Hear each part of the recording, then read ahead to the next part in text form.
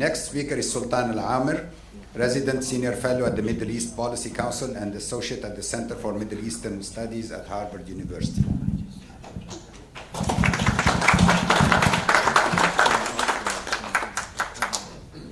So thank you very much. Thank you for inviting me here. So my talk today is what happened to the Arab Spring and where are all the Arab democrats. So the original title for this talk was The Disappearance of Arab Democrats. And by disappearance, I don't mean forced disappearance in terms of killing, arrests, or forced silencing of activists, intellectuals calling for democratic change in the Arab world.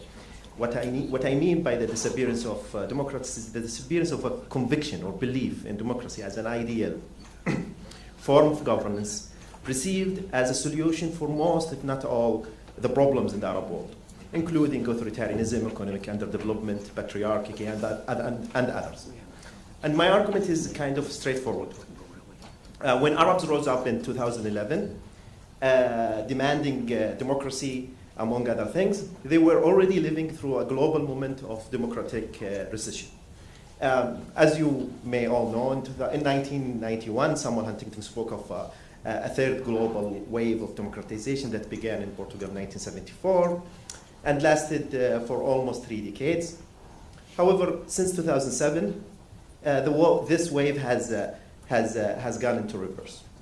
It was during this global moment of democratic recession that the Arab Spring occurred.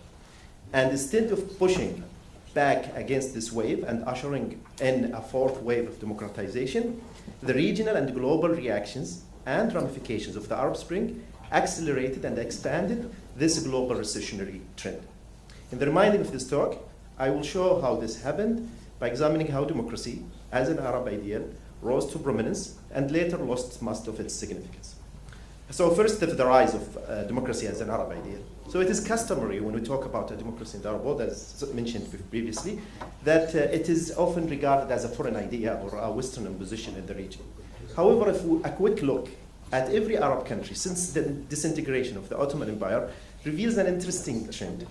Each one of these countries was founded as a constitutional state with some form of political representation. This was not simply a result of colonial powers or the mandate system. For example, when the Syrians established their brief independent states before the French mandate for Syria, they founded a constitutional monarchy. This even applies to Saudi Arabia, which did not experience direct colonial rule. In 1926, when King Abdulaziz incorporated Hijaz under his rule, he sought to legitimize this move by issuing a constitution and establishing a parliament that held its first election at the same year. It didn't last long, but most of the Arab countries, when they started either as a constitutional monarchy or states that has some kind of formal representation. That didn't last long, but it's ingrained in the DNA of the modern Arab states. Intellectually speaking, we commonly talk about 4 trends in the Arab world: pan-Arabists, Islamists, and leftists. And since the 1970s, intellectuals within each of these currents began to making the case for democracy and political liberties as solutions. I'm talking here about intellectuals like Yassin Hafez, Abdurrahman Munif, Rashid Ghannouchi, Muhammad Abd al-Jabri, and others. These groups began holding inter-ideological conferences hosted by institutions like the Center for Arab Unity Studies in Lebanon. And the goal was to bypass ideological differences and establish democracy as a shared objective. This trend gained further momentum in the late 1990s and 2000 with the emergence of 2 major factors. The first was the growing power of the Arab public sphere by the expanding of by decreasing the monopoly of Arab states over media, and that was because of the emergence of satellite channels like Al Jazeera and others, and the introduction of internet in the Arab world. The second factor was the adoption of Arab governments of a discourse justifying authoritarian rule as a temporary but acceptable so long as states took gradual steps toward democracy. One of the most significant moments in this process came about after the 2003 invasion of Iraq. In its aftermath, the governments of Saudi Arabia, Egypt, and Syria sponsored something called an initiative to reform the Arab situation.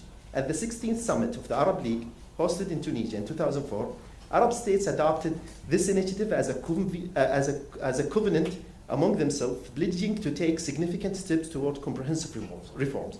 These steps include expanding political and human political participation, supporting responsible free speech, and protecting human rights. During this summit, the Arab Charter of Human Rights was approved and later entered into force in 2008 after being ratified by 10 countries. The Arab League also issued a declaration titled regarding the journey of development and modernization in the Arab world, in which Arab leaders expressed their commitment to deepening the foundations of democracy and consultation and expanding participation in political life, public affairs, and decision-making within a framework of rule of law, justice, equality, etc. In 2005, Arab League Summit in Algeria reaffirmed these commitments and announced the establishment of an Arab parliament to be based out of nowhere in Damascus. Domestically, this manifested itself in many Arab countries by opening up politically and holding elections. This included countries such as Egypt and others, but also include countries who are mainly conceived as an absolute monarchy or absolute dictatorships like Saudi Arabia, which allowed some kind of form of municipal elections that took place in 2005. So when the Arab Spring occurred, democracy was widely held as a normative ideal by every major intellectual movement, by the Arab government himself, and the stated goal for the hegemon at the region, which is the United States. But after the Arab Spring, we've seen a reverse move of the disappearance of this democracy as an idea. And multiple factors contribute to this disappearance. The first one, that Arab Spring indirectly or indirectly led to a decline in the perceived objectivity and independence of pan-Arab media, specifically Al Jazeera and others. But more importantly, that Arab governments pursued a two-sided strategy to control social media content, enhancing their technical capabilities for digital surveillance and online monitoring, while simultaneously carrying out sustained campaign to arrest, co-opt, or replace independent and critical Arab influencers. The second factor, which is an important one as well, was the emergence of a new generation of Arab leaders who adopt a different legitimizing ideology about their rule or about their authoritarianism. And that manifested itself in full front in May 2023 at the Arab League Summit in Jeddah, which was the League Summit that normalized relationship with Bashar al-Assad. There was a significant discussion of what they called original rights for other Arab citizens. And how they define it? They define it by calling that these include sustainable development, security, stability, and peaceful living conditions. Within this discourse, the era of globalization is viewed as having ended, while the world is believed to be entering a new phase in which a new international order is taking shape. The disappearance of democracy as an ideal was further reinforced by the United States. By 2015, 2017, Trump gave a speech in Riyadh where he declared that the United States had nothing to do with what's happening within how the Arab governments rule themselves or Muslim governments rule themselves.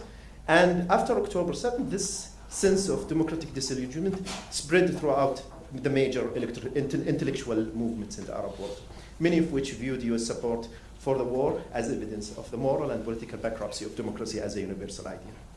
In conclusion, this doesn't mean that opposition to Arab regimes or Arab dictatorships disappeared. Rather, segments of the opposition become increasingly undemocratic in orientation. They now emphasize a form of anti-imperial authoritarianism in which countries such as Iran, China, and Russia are viewed by some as models of resistance to the West. Thank you very much.